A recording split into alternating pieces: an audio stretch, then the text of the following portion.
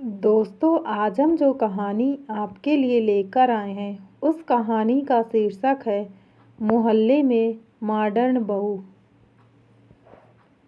शहर के पुराने मोहल्ले में एक नई बहू आई थी, रूही।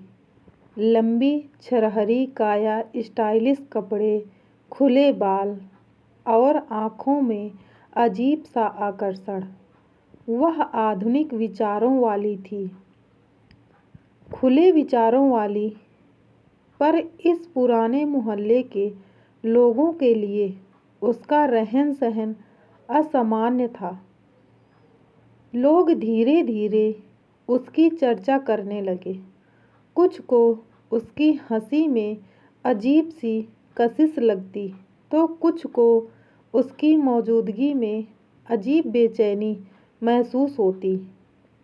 लेकिन किसी ने सोचा भी नहीं था कि यह बहू सिर्फ दिखने में ही अलग नहीं, बल्कि उसके साथ कुछ ऐसा राज जुड़ा है जो पूरे मोहल्ले को हिलाकर रख दिया था। नई बहू की दस्तक।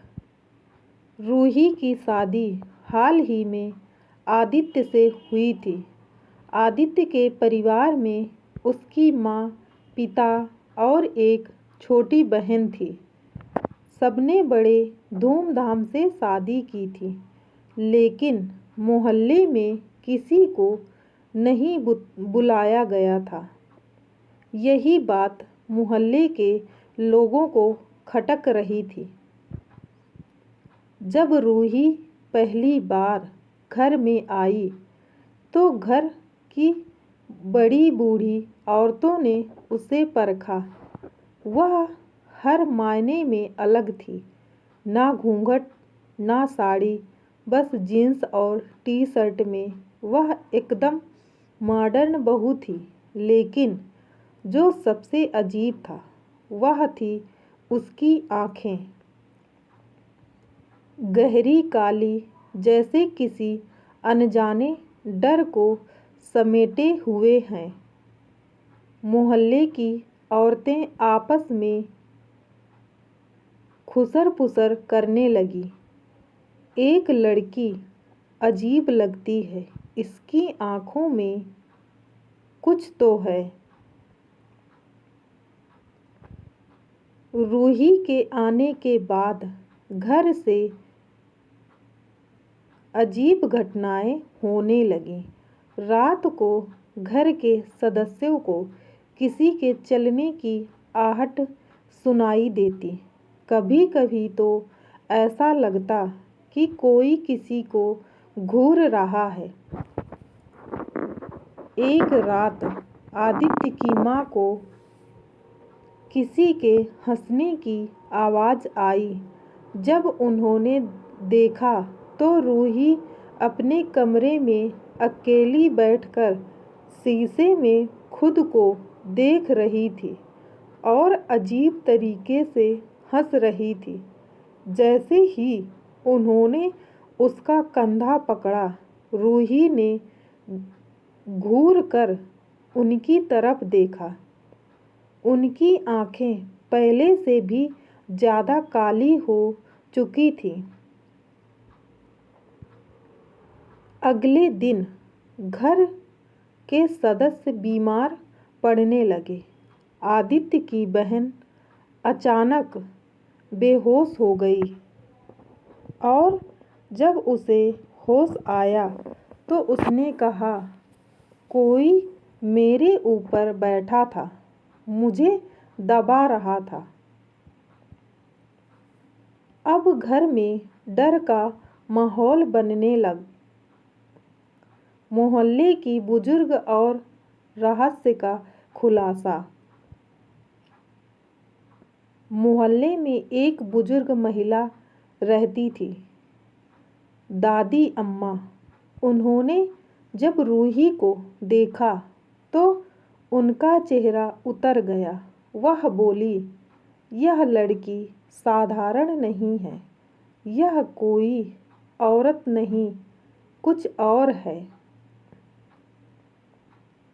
उन्होंने बताया कि कई साल पहले इस मोहल्ले में एक लड़की रहती थी, राशि। वह बहुत खूबसूरत थी, लेकिन एक दिन उसके साथ कुछ भयानक हुआ। मोहल्ले के कुछ गुंडों ने उसे मार डाला और तब से उसकी आत्मा बदला लेने के लिए भटक रही थी। रूही की शक्ल राशि से मिलती थी। दादी अम्मा को शक हुआ कि कहीं यह वही आत्मा तो नहीं। सच्चाई सामने आई। आदित्य को अब रूही पर शक होने लगा।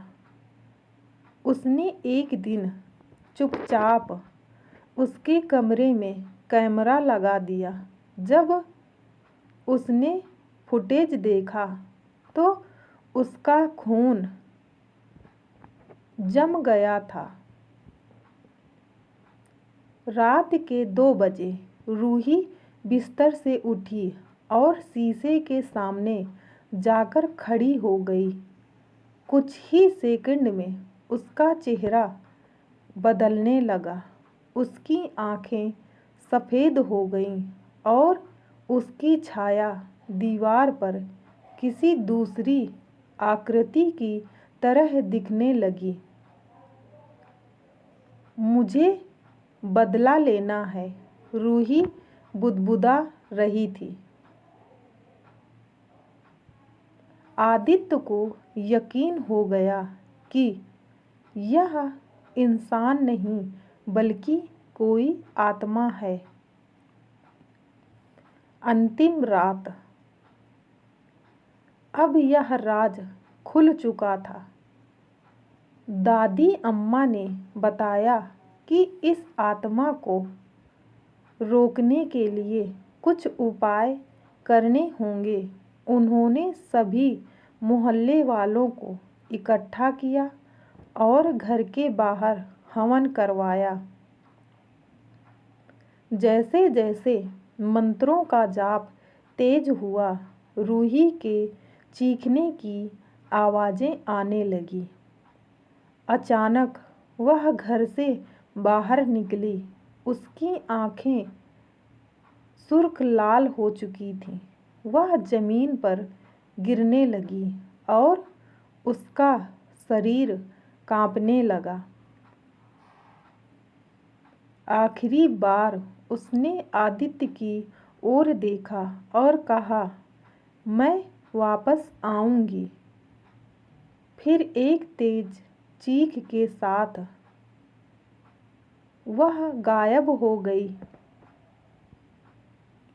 इसके बाद घर में सब कुछ सामान्य होने लगा, लेकिन मोहल्ले के लोगों को अब भी रात को किसी के चलने की आहट सुनाई देती थी। क्या वह आत्मा सच में चली गई थी या फिर वह किसी और के रूप में लौटने वाली थी? शायद यह कहानी अभी खत्म नहीं हुई। दोस्तों, अगर आपको मेरी यह कहानी पसंद आई हो तो मेरी वीडियो को लाइक कीजिए, चैनल को सब्सक्राइब कीजिए और कमेंट करके ज़रूर बताइएगा यह कहानी आपको कैसी लगी, ताकि ऐसी ही कहानियाँ रोज़ाना हम आपको लाते रहें और आपका मनोरंजन करवाते रहें। धन्यवाद।